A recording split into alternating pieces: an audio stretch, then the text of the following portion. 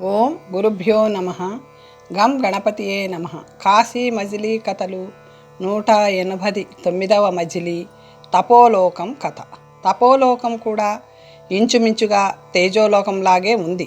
అక్కడ పూల తోటలో విహరిస్తున్న సీమరక్షకుడు వచ్చి, మీరెవరు, ఎక్కడివారు, ఇక్కడికెందుకు వచ్చారు అని అడిగాడు. మేము దంపతులం. చేసిన పుణ్యం వల్ల లోకాలన్నీ స్వేచ్ఛగా తిరగడానికి వరాలు పొందాం. ఇది వరకు చాలా పుణ్యలోకాలు తిరిగాం. ఇది ఏ లోకం? ఇక్కడికి పుణ్యపురుషులు వచ్చి ఎన్నాళ్ళయింది? ఇక్కడి అధికారిని ఎవరు? ఇక్కడి పరిచారకులుగా గంధర్వులెందరూ? కిన్నరులెందరూ? కింపురుషులు విద్యాధరులెందరూ? విహార సౌధాలు ఎన్నున్నాయి? ప్రధాన దండనాథుడి పేరేమిటి? ఏ సుకృతం చేస్తే ఈ లోకవాసం లభిస్తుంది అంటూ ఎంతో తెలిసిన వాడిలా అడిగాను నేను. అందుకతను తల ఊపుతూ, ఇది తపోలోకం. ఇక్కడ తపస్సుల్క అనే చిన్నది పుణ్యపురుషుడి మహిషి. మొన్ననే ఒక యోగి కాశీపురం గంగలో పడి మృతి పొంది దివ్య దేహం ధరించి ఈ లోకంలోకి ఆధిపత్యం వహించి భోగాలు అనుభవిస్తున్నాడు అని చెప్పాడు. అది విని నేను ఆశ్చర్యపోయాను. వింతల మీద వింతలు. ఏమి నా భాగ్యం! ప్రేసి, విన్నావా? సిద్ధవ్రతుడే ఇక్కడికి వచ్చి ఉన్నాడు. ఎంత చిత్రం అని కపిలకు చెప్పి, అతనితో నువ్వు నాకొక ఉపకారం చెయ్యాలి. ఇక్కడున్న పుణ్యపురుషుడు నాకు గురువు. ఆయన పాదసేవ వల్లనే నేనే పుణ్యం సంపాదించుకున్నాను. నా రాక ఆయనకు చెబితే ఒక్క మాట మాట్లాడిపోతాను. ఈ ఉపకారం చేసిపెట్టు అన్నాను. అంతలోనే భేరీ ధ్వని మోగింది. అదిగో మా ప్రభువు భార్యతో వస్తున్నాడు. అలా నిలబడండి, మాట్లాడిపోదురు గాని అని అతను ఎదురు వెళ్ళాడు. ఆ పుణ్యాత్ముడు తపస్సుల్క చేయి పట్టుకొని పరివారంతో అపార ఇంద్రుడిలా మేమున్న పుష్పవనానికి వచ్చాడు. నేనలా గుర్తుపట్టగలను. సీమరక్షకుడు అతనికి పూల గుత్తులిచ్చి, స్వామి, మీ శిష్యుడు జగన్మోహనుడట మీ దర్శన నిమిత్తం ఎదురు చూస్తున్నాడు అనగానే అతను సంతోషంతో, ఏడి, ఎక్కడున్నాడు, వేగంగా చూపించు అంటూ నా దగ్గరకు వచ్చాడు. నన్ను గుర్తుపట్టాడు. ఓహో, ప్రాణబంధువు జగన్మోహన, నువ్వు ఇక్కడికి ఎలా వచ్చావు? వెనకటి రూపంలోనే ఉన్నావే, గంగలో పడి ఏమయ్యావు అని అడిగాడు.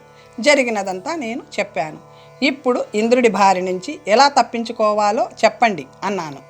మోహన, దైవకృప కలిగి ఉన్న నిన్ను ఇంద్రుడేమీ చేయలేడు. నీ దేహంతోనే స్వర్గానికి వచ్చిన నువ్వే మాకంటే అదృష్టవంతుడివి. నీ కోరిక తీరింది కదా. నక్షత్రలోకాలంటే ఏమిటో తెలిసింది కదా. సంకల్పసిద్ధుడివి, నీకేమి భయం లేదు. అయినా మరో ఉపాయం చెబుతాను విను. దేవతలకి రాక్షసులకి సహజ వైరం. అయినా సరే నిర్భతి అనే రాక్షసుడు తపస్సు చేసి దివ్యత్వం పొంది ఇంద్రుడి కంటే కిందవాడైన తన లోకం తాను పాలించుకుంటున్నాడు. అక్కడ దేవేంద్రుడి అధికారం లేదు. అక్కడున్న రాక్షసులందరూ దేవతలలా మంచివారట. బలి, విభీషణుడు, ప్రహ్లాదుడు మొదలైన రాక్షసుల్లా నిర్భతి కూడా దయాశీలి. నువ్వు కొన్నాళ్ళు అక్కడ ఉండి అపరాధం మాశాక నిర్భతిని ఆశ్రయించి ఇంటికి పోదురుగాని అన్నాడు. నేను సంతోషిస్తూ ఆ మహర్షికి మొక్కి వారి అనుమతి పొంది పాదాలకి పసురు రాసుకొని కపిలను తీసుకొని కళ్ళు మూసుకొని జై విశ్వనాథ అని ధ్యానించి నిర్భతి లోకానికి పోవాలని తలుచుకున్నాను. నిర్భతి లోకం కథ. నిర్వృతి లోకం స్వర్గలోకం కంటే చిన్నదే, కానీ మిగిలిన పుణ్యలోకాల కంటే చాలా పెద్దది. పూల తోటలు, క్రీడాశైలాలు మొదలైనవి చాలా ఉన్నాయి. స్వర్గంతో దాదాపు సమంగానే ఉంటుంది. మేము వెళ్ళేసరికి పొలిమేర కాపరి మా వద్దకు వచ్చి, మీరెవరు అని అడిగాడు. వెనకటిలాగే మా వృత్తాంతం చెప్పి ఆ లోకం గురించి అడిగాం. అయ్యా, ఇది నిర్వృతి లోకం. స్వర్గం కంటే చిన్నదైన శోభకు తీసిపోదు. స్వతంత్ర రాజ్యం. ఇక్కడున్న రాక్షసులు నీతిమంతులు. ఇంద్రుడి శాసనం ఇక్కడ సాగదు. ఇక్కడి వారిలో ఏదైనా లోపం కనపడితే వారిని శిక్షించమని ఇంద్రుడు నిర్వృతికి చెబుతాడే తప్ప తను శిక్షించలేడు. ఈ లోకానికి రాజధాని పుణ్యవతి. నిర్వృతి ధర్మాత్ముడు. మీరు పోయి అతన్ని చూడవచ్చు అన్నాడు వాడు. నేను ఇక్కడికి పుణ్యవతి ఎంత దూరము అన్నాను. వాడు 10 ఆమడల దూరం అన్నాడు. నేను దారిలో గ్రామాలేమైనా ఉన్నాయా అన్నాను. వాడు రకరకాల పల్లెలున్నాయి, మార్గం చక్కగా ఉంటుంది అన్నాను. నేను రాక్షసులు మమ్మల్ని బాధింపరు కదా అన్నాను. వాడు ఇక్కడి దానవులు మునుల వంటి వారు ఎవ్వరినీ బాధించరు, అతిథులని ఆదరిస్తారు. పాతాళ లోకంలోని రాక్షసులకి వీరికి బంధుత్వం ఉంది. అక్కడి వారు నివృత్తికి తెలియకుండా ఎప్పుడైనా ఇక్కడికి వస్తుంటారు. వాళ్ళ వద్ద రాక్షస చేష్టలుంటాయి, కానీ వీరి వద్ద అటువంటివి ఉండవు. అది విని మేమతని అనుమతి పొంది పుణ్యవతీ నగరానికి బయలుదేరాం.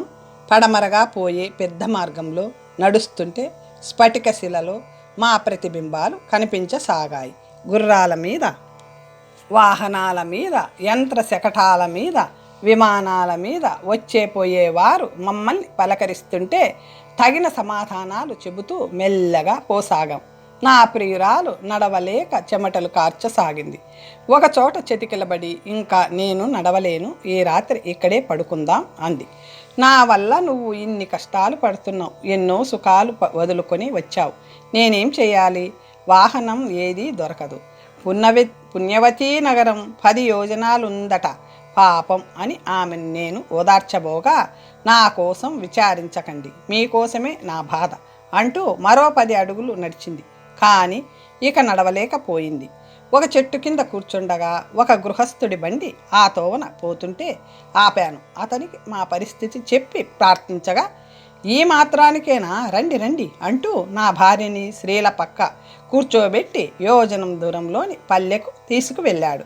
ఆ స్త్రీలు ఆమెను లోపలికి తీసుకు వెళ్ళగా నేను అతనితో అరుగు మీద కూర్చున్నాను. అప్పటికి కొంచెం చీకటి పడింది. ఆ లోకంలో భూలోకంలో లాగానే రాత్రింబగళ్ళు ఉన్నాయి. సూర్యుడు కిందికి కనబడతాడు.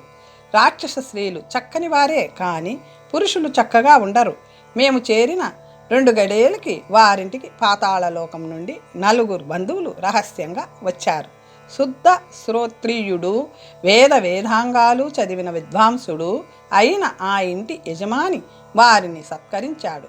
మా అందరికీ ఏకపంక్తిని వడ్డించారు. బంధువులు కూడా శ్రోత్రియుల్లా ఉన్నారు, కానీ వాళ్ళ మొహాల్లో రాక్షసత్వం కూడా కనబడుతుంది. వాళ్ళు నన్ను చూసి మీరెవరు అంటూ నా వివరాలు అడిగారు. కొంతసేపు నేనేమీ మాట్లాడలేదు, కానీ వారు తరచి అడగడం వలన నేను తపస్సు చేసి పుణ్యలోకాలను తిరిగే వరం పొంది విహరిస్తూ భార్యతో అన్ని లోకాలు చూశాను. తెలియక ఈ లోకం వచ్చాను. పాదలేపనం తగ్గింది కాబోలు. దేవయానం అంతర్ధానమై పోయింది. పాదచారులమై వస్తుంటే బండి ఎక్కించి వీరు ఇక్కడికి తీసుకువచ్చారు. పుణ్యవతీ నగరానికి పోతున్నాం అన్నాను. నా మాటలు విని వాళ్ళు ఏదో గుసగుసలాడుకున్నారు. భోజనాలై తాంబూలం వేసుకుంటుంటే గృహ యజమాని, అయ్యా, 10 రోజులలో పుణ్యవతీ నగరంలో గొప్ప సభ జరగబోతుంది. రాజపుత్రికకు స్వయంవర మహోత్సవం జరుగుతుంది. 4 రోజులు గడిస్తే ఎందరో వెళ్తారు, అంతవరకు మీరిక్కడ ఉండండి అన్నాడు. నేను అంగీకరించాను. పాతాళలోకం నుంచి వచ్చిన రాక్షసులు నా భార్య మీద కన్ను వేసి అలా చెప్పించారని నేను గ్రహించలేకపోయాను. పుణ్యలోకాలలో ఆకలి ఉండదు, కానీ రాక్షసలోకంలో భూలోకంలో లాగే భోజనం చేస్తారు. మేము వాళ్ళింట్లో శుభ్రంగా భోజనం చేశాం. ఆ పాతాళ లోకవాసులు పుణ్యవతీ నగరానికి పోతున్నాం రండి అనగానే మేము బండి ఎక్కాం. మధ్య పల్లెల్లో వారు తమ బంధువుల ఇళ్ళకే తీసుకువెళ్ళేవారు. రేపు మధ్యాహ్నానికి పుణ్యవతి చేరతాం అనగా ఆ రాత్రి నేను నిద్రపోతుంటే నా భార్యని ఎత్తుకొని వారెక్కడికో పారిపోయారు. వీళ్ళు ఏమయ్యారు అని ఆ గృహస్థుడిని అడిగాను. మాకేమీ తెలియదు అన్నాడు అతను. అప్పుడు జరిగింది అర్థం చేసుకొని విశ్వనాథుడికి నా మీద దయ తప్పినట్లుంది. ప్రియురాలితో వియోగం కలగజేశాడే, ఇప్పుడు ఏం చేయాలి, ఎవరితో చెప్పుకోవాలి అని దుఃఖిస్తుంటే ఆ ఇంటి యజమాని, ఎందుకు ఏడుస్తావు, నీ కష్టం నిరుతి మహారాజు గారితో చెప్పుకో, వాళ్ళు పాతాళ రాక్షసులై ఉండవచ్చు అన్నాడు. నేను ధైర్యం తెచ్చుకొని ఆ మధ్యాహ్నానికి పుణ్యవతి నగరం చేరాను. ఆ వీధులు, మేడలు, భవనాలు, బజారులు, వాటి అలంకారాలు చూసి ఎంతగానో ఆశ్చర్యపోయాను. తేజోలోకం దీని ముందు ఎందుకు పనికిరాదు. అవన్నీ చూస్తున్నంతసేపు ప్రియావియోగం మర్చిపోయాను. నిరుతి ఎంత గొప్ప తపస్సు చేశాడో అనుకుంటూ రాజమార్గంలో పోతుంటే ఒక గృహస్థుడు, నువ్వు బ్రాహ్మణుడివైతే బ్రాహ్మణార్థం వస్తావా అని అడిగాడు. సరే అని నేను అతని వెంట పోయాను. ఇల్లాలు వంట అయిందనగానే నన్ను జలయంత్రంలో స్నానం ఆడించాడు. పట్టుబట్టలు, గంధము, కస్తూరి, పూతలు, అలంకారాలు ఇచ్చి సంతృప్తికరమైన భోజనం పెట్టాడు. తాంబూల సమయంలో నా గురించి అడిగాడు. నేను నా వృత్తాంతమంతా చెప్పాను. అతను నన్ను చూసి జాలిపడుతూ, ఎల్లుండి పుత్రికా స్వయంవరం మహోత్సవం, తర్వాత 3 రోజులకి కానీ కలుసుకునే అవకాశం ఇవ్వదు. అంతవరకు భద్రంగా మా ఇంట్లో ఉండు, తర్వాత చూద్దాం అన్నాడు. అతన్ని ఎంతగానో స్తుతించి, మహాత్మా, రాజపుత్రికకి ఎన్నేళ్ళు? ఇంద్రుడు, దేవతలు, దిక్పాలురు మొదలైన వారంతా వస్తారా అని అడిగాను. ఆహ్వాన పత్రికలు వెళ్ళాయి, కానీ ఎవరు వస్తారో తెలియదు. ఈ చిన్నది సద్యోగర్భమున పుట్టింది. ఏళ్ళు లేవు, కానీ 16 ఏళ్ల వయసు దానిలా కనిపిస్తుంది. రాజుకి ఇంతకుముందు ఇంత చక్కనిది పుట్టలేదు. విద్యలతోనే పుట్టిందని విద్యావతి అని పేరు పెట్టారు. ఎవరి భాగ్యం పండిందో అని 3 గంటలకి సభకి పోతూ నన్ను కూడా తనతో తీసుకుపోయాడు. ఆ సభ అత్యంత వైభవంగా ఉంది. రత్న సింహాసనం మీద నిరుతి మహారాజు కన్నుల పండుగగా ఉన్నాడు. అతను, సభ్యులారా, దేవేంద్రుడు నన్ను రప్పించిన కారణం చెబుతాను వినండి. అతను 3 లోకాలకి అధికారి. దేవదూతలను పంపి సుకృతం చేసుకున్న వారిని వారి మరణానంతరం పుణ్యలోకాలలో నివసింపచేసే అధికారం అతనికే ఉంది. తేజోలోకానికి ఈ మధ్య కామరూపుడైన రాక్షసుడొకడు వచ్చి పుణ్యపురుషుడనని చెప్పి అక్కడి తీర్థ శుల్కతో 3 రోజులు భోగాలనుభవించి ప్రధాన దండనాథులైన మణిభద్రుడిని ధిక్కరించి అతనికి తెలియకుండా ఆమెనెత్తుకు పోయాడట. మరునాడు నిజమైన పుణ్యపురుషుణ్ణి ప్రవేశపెట్టేసరికి తీర్థశుల్క లేదు. మణిభద్రుడు ఆ వార్త చెప్పగా ఇంద్రుడు నన్ను రప్పించి ఆ వృత్తాంతం చెప్పి, రసాతలవాసులు నీ లోకంలోని దానవుల కాప్తులై ఉన్నట్లు తెలిసింది. అలాంటి వాళ్ళుంటే తెలుసుకొని శిక్షించి తీర్థ శుల్కని స్వర్గలోకానికి పంపించెయ్యి, దానికి బదులుగా మరొక అప్సరసను పంపుతాం అన్నాడు. అందుకు నేను, మహేంద్ర, నేను నా పరిజనులు మీ ఆజ్ఞకి ఎప్పుడూ బద్ధులమే. నా లోకంలో ఉన్నవారు మహాశ్రోత్రియులు, దయ, సత్యము, శౌచము కలిగి ప్రవర్తిస్తారు. రసాతల వాసులు చేసి ఉండవచ్చు, తెలుసుకొని చెప్తాను అన్నాను. ఒకవైపు దేవేంద్రుడితో పాటు దిక్పతి నన్ను అనిపించుకొని మర్యాదగా కాలక్షేపం చేస్తున్న వాడిని. వారికి వ్యతిరేకం చేస్తే క్షణంలో నా పది ఊడిపోతుంది. మీరు మాట దక్కించి నా అధికారం నిలిపారా సరే, లేకపోతే పదవికి విడుదల ఇచ్చి నా దారిన నేను పోతాను అన్నాడు నిరుతి. రసాతల వాసులు ఇక్కడికి వస్తున్నారా లేదా నిజం చెప్పండి అని సూటిగా అడిగేసరికి ఒక రాక్షసుడు లేచి, వస్తున్నారు ప్రభు. కర్ధముడనే దానవుడి ఇంటికి 3 వెంటబెట్టుకుని దుర్ధముడనే దానవుడు వచ్చాడు. వాళ్లే ఒక బాటసారి భార్యను ఎత్తుకుపోయారట. అతను నెత్తి మొత్తుకుంటూ నాతో చెప్పుకున్నాడు అన్నాడు. ఆ కర్ధముడిక్కడికి వచ్చాడా అని రాజు కేక వేయించాడు. రాలేదు అన్నారు సభ్యులు. అతనెక్కడున్నా వెతికి తీసుకురండి అని ఆజ్ఞ ఇచ్చి రాజు అంతటితో సభ చాలించాడు. అప్పుడు నేను లేచి నా భార్యను ఎత్తుకుపోయిన విషయం చెబుదామనుకున్నాను. కానీ కర్ధముడిని పట్టుకొని విచారించేటప్పుడు చెప్పవచ్చునని నాతో ఉన్నవాడు చెప్పడంతో ఊరుకున్నాను. అందరం ఇళ్ళకి పోయాం. అంతవరకు చెప్పి తర్వాత కథను తర్వాత మజిలీలో చెబుతానన్నాడు సిద్ధుడు. 190వ మజిలీ విద్యావతి కథ. విద్యావతి స్వయంవర సభ చాలా విశాలంగా ఉంది.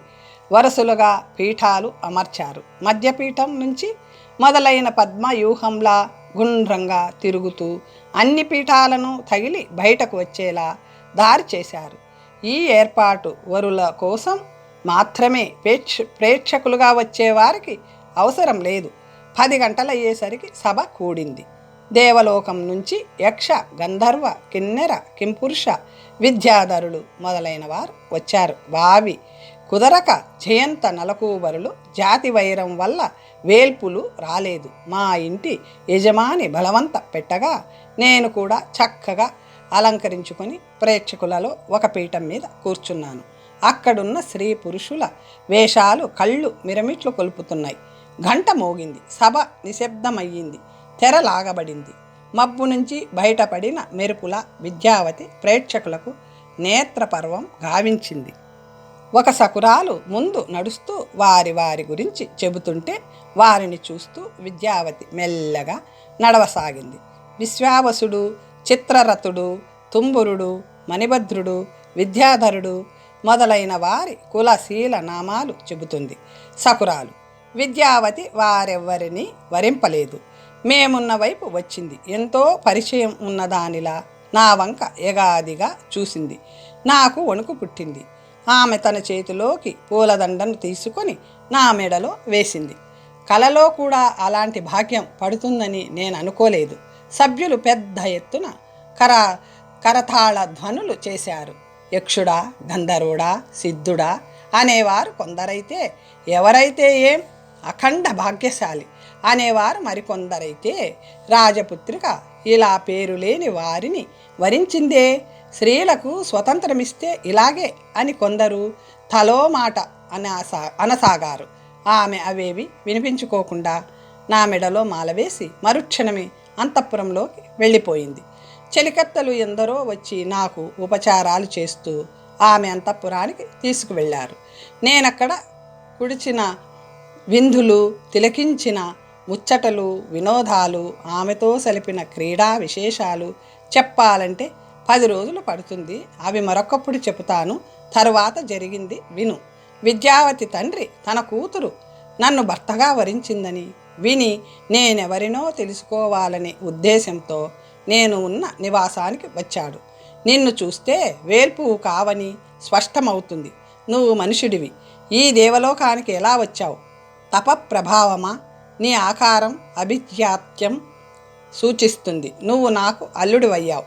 భయం లేకుండా నిజం చెప్పు అన్నాడు. అప్పుడు నేను అతనికి నమస్కరించి నా వృత్తాంతం అంతా చెప్పి, పుణ్యవతీ నగరం వచ్చే తోవలో 4 రాక్షసులు నా భార్యను ఎత్తుకుపోయారని మీకు చెప్పుకుందుకు వచ్చాను. మీ కుమార్తె చేత వరించబడ్డాను అన్నాను. అది విని అతను ముక్కు మీద వేలు వేసుకున్నాడు. ఈ నాటకానికి సూత్రధారుడివి నువ్వా? తప్పు ఒకరు చేస్తే నేరం మరొకరి మీద పడింది. ఏమైనా ఇలాంటి లోకవిరుద్ధమైన చర్య అపకీర్తి హేతువు అంటుండగా ద్వారపాలకులు వచ్చి, దేవా నమస్కారం. రసాతలదాసులు 4 తీర్థ శుల్కను ఎత్తుకుపోతుంటే దారి కాసి దేవదూతులు వారిని పట్టుకొని ఆమెతో సహా ఇక్కడికి తీసుకువచ్చారు. ద్వారం వద్ద ఉన్నారు అన్నారు. నిరుతి నేను వెంటరాగా వేగంగా వెళ్ళి అక్కడున్న రాక్షసుల్ని, దేవదూతల్ని చూస్తూ వీళ్ళు ఎక్కడ దొరికారు అని అడిగాడు. మహారాజా, ఇంద్రుడు తీర్థ శుల్కని రాక్షసులే ఎత్తుకుపోయారని నిశ్చయించి పుణ్యలోకాలకు కాపు పెట్టించి మీ లోకం చుట్టూ తిరిగి పరిశీలిస్తూ ఉండమని దేవభటులను ఆజ్ఞాపించాడు. మేము కొందరం పాతాళానికి పోయే దోవలో కాపు కాశాం. ఈ దుర్దముడు తీర్థ శుల్కను భుజం మీద వేసుకొని 3 వెంటరాగా పాతాళానికి పోతుంటే పట్టుకొని రెక్కలు విరిచి కట్టి మీ వద్దకు తీసుకొచ్చాం. వీళ్ళని మీరే శిక్షిస్తారా, మహేంద్రుడి వద్దకు తీసుకుపోమ్మంటారా అని వారు అడిగారు. వీళ్ళని నేనే శిక్షిస్తాను. మీరు చేసిన పనికి చాలా సంతోషమైంది. తీర్థ శుల్కని తరువాత పంపిస్తాను, మీరు వెళ్ళండి అని నిరుతి అనేసరికి నా గుండె దడ ఆగింది. తీర్థ శుల్కని వాళ్లతో పంపేస్తారేమో అన్న భయం తగ్గింది. నేను ఆమె ఒకరినొకరు చూసుకొని కన్నీరు పెట్టుకున్నాం. తరువాత అతను కూతురిని అంతఃపురానికి పంపి ఆ రాక్షసులను కఠినంగా శిక్షించి ఏకాంతంగా నా వద్దకు వచ్చి, మోహన, నా కూతురు దేవతలను వదిలి మానవుడివైన నిన్ను వరించినందుకు రాక్షసులు ఆక్షేపిస్తున్నారు. అందుకు నేను చింతింపను. తీర్థశుల్కని నీకు ఎలాంటి సంబంధమో ఇది అలాంటిదే అని భావించు. నా పుత్రికని ఇలాంటి వాడిని వరించావేం అని నిందించగా అది రహస్యం బయలు పెట్టింది. విను. తాను వెనుకటి జన్మలో భీమసేనుడనే రాజు కూతురు చంద్రిక అట కాశీనగరంలో గంగానదిలో పడి మరణించడం వల్ల నా కూతురై పుట్టిందట. మరణ సమయంలో జగన్మోహనుడిని పతి కావాలని కోరుకుందట. కనుక విశ్వనాథుడే అతన్ని ఇక్కడికి పంపాడు. నేను అతన్ని వరించాను అంది. నువ్వు చెప్పిన దానికి ఆమె చెప్పిన దానికి సరిపోయింది. ఇది దైవ సంకల్పం. దైవ ఘటనలను తప్పించడం ఇంద్రుడికి కూడా శక్యం కాదు. తీర్థ శుల్క విద్యావతి కిందటి జన్మలో యోగునులై ఈ జన్మలో నిన్ను పతిగా పొందారు. కాశీతీర్థం సేవించడం వలన లభించిన ఫలమిది. భూలోకంలో కాశీ ఉండగా మనుషులకి కొదవేమిటి? ఒక్కసారైనా గంగలో మునిగి విశ్వేశ్వరుని అర్చింపకూడదా? సరే, నువ్వు 2 భార్యలని వెంటబెట్టుకొని భూలోకానికి పోతావా, ఇక్కడుంటావా, ఏమిటి నీ అభిప్రాయం అని అడిగాడు రాజు. నేను చాలా సంతోషిస్తూ అతనికి నమస్కరించి, మహాత్మా, దేవలోకాలు ఎంత గొప్పవైనా పుట్టిన దేశం మీద అభిమానం ఉండకపోదు. నా కోసం తల్లిదండ్రులు పరితపిస్తుంటారు, మిత్రులు విచారిస్తుంటారు. మీ లోకానికి అప్పుడప్పుడు వచ్చేటట్లు అనుగ్రహించండి. మీ అమ్మాయి విద్యావతి ఇక్కడే ఉంటుంది. మీరు అనుమతిస్తే నేను పోతాను అన్నాను. అందుకు అది అంగీకరించలేదు. నేనీ మాట ముందే చెప్పాను. నువ్వు ఇప్పుడు 2 భార్యలతోటి భూలోకానికి వెళ్ళు. దక్షిణ నాయకుడివై సుఖించు. కావాలనుకున్నప్పుడు వచ్చేటట్లు విద్యావతికి చెప్తాను.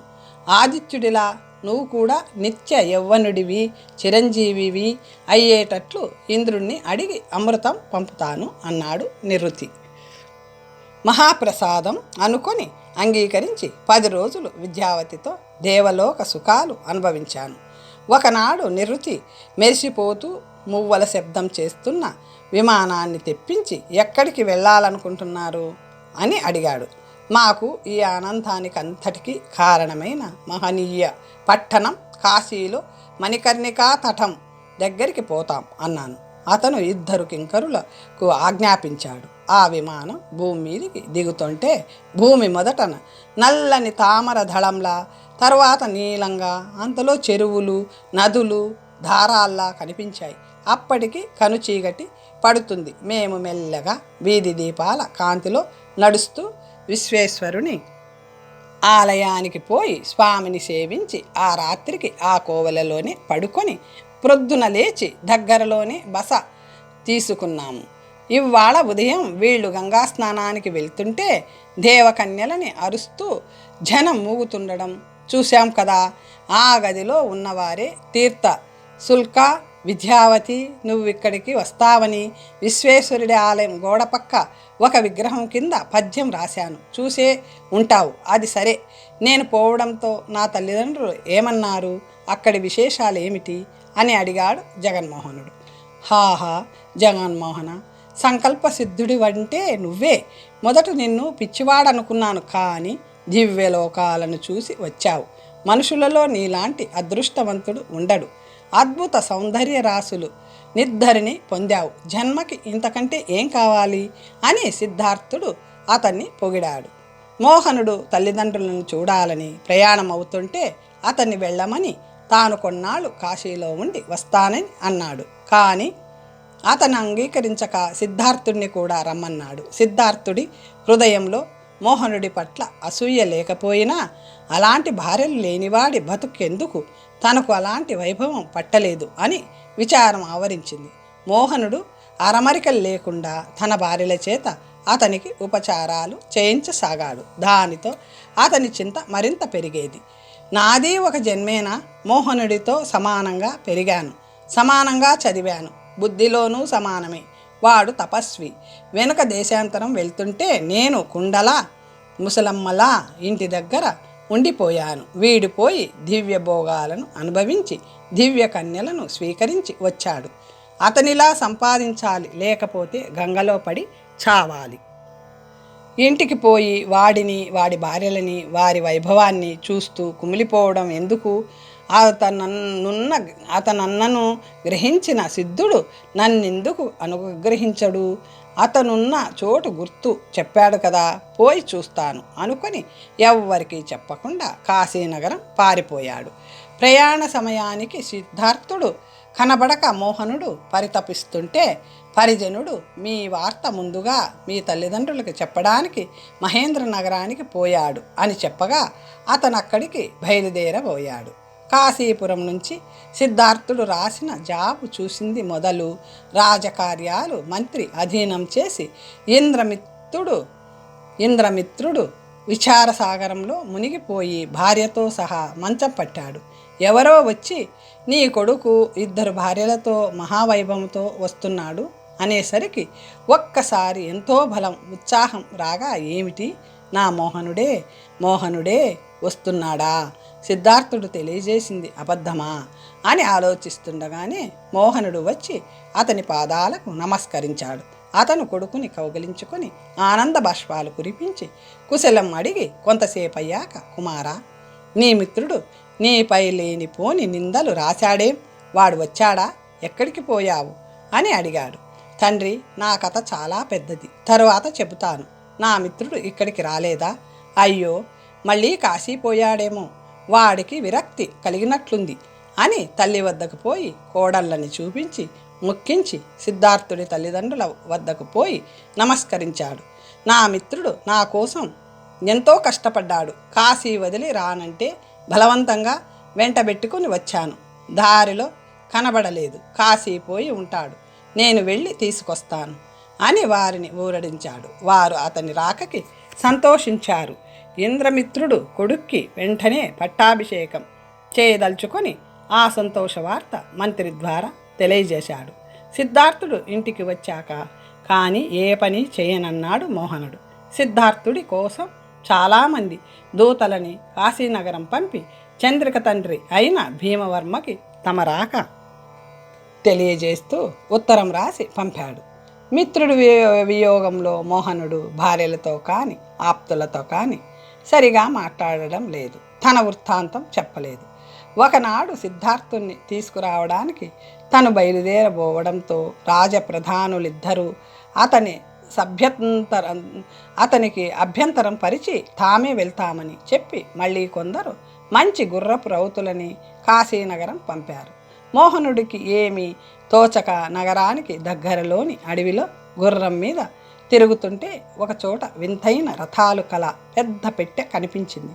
అదేమిటో చూడమని పరిచారకులను ఆజ్ఞాపించి గుర్రం ఆపాడు. వాళ్ళు దానిని అటు ఇటు పరిశీలించి చూసి, బాబు, ఇది బోనులా ఉంది, దీనిలో మనిషి ఉన్నాడు, ఇది ఇక్కడికి ఎలా వచ్చిందో తెలియదు అన్నారు. మోహనుడు గుర్రం దిగి చూడగా కొస ప్రాణాలతో మిగిలిన మనిషి కనిపించాడు. నువ్వెవడివి, దీనిలో పడి ఎందుకున్నావు అని పెద్ద కంఠంతో అడిగాడు. ముందు నన్ను బయటికి తీయండి, అంతా చెబుతాను అన్నాడు అతను నీరస స్వరంతో. బోను పగలగొట్టించి అతన్ని బయటికి తీయగా సిద్ధార్థుడే అతను. మోహనుడు గుర్తుపట్టి, అయ్యో మిత్రుడా, దీనిలో ఉన్నావేం, నిన్ను ఎవరూ దీనిలో పెట్టారు, ఎంత చిక్కిపోయావు, అసలేం జరిగింది అంటూ అడిగాడు. మెల్లగా గుర్రం ఎక్కించుకొని నడిపిస్తూ ఇంటికి తీసుకుపోయి ఎవరితోనూ మాట్లాడనివ్వకుండా తాను ఉపచారాలు చేయసాగాడు. అతని రాకకు సిద్ధార్థుడి తల్లిదండ్రులే కాక ప్రజలందరూ కూడా ఉత్సవాలు చేయసాగారు. 4 రోజులకి అతను కోలుకొని మాట్లాడడానికి సామర్థ్యం కలిగింది. మోహనుడు అతనిని ఒక రహస్య ప్రదేశంలో కూర్చోబెట్టి, నీకు ఈ బంధనం ఎలా సంభవించింది అని అడుగగా సిద్ధార్థుడు ఈ కథని చెప్పసాగాడు. తరువాత కథ వచ్చే భాగంలో తెలుసుకుందాం. ఓం స్వస్తి.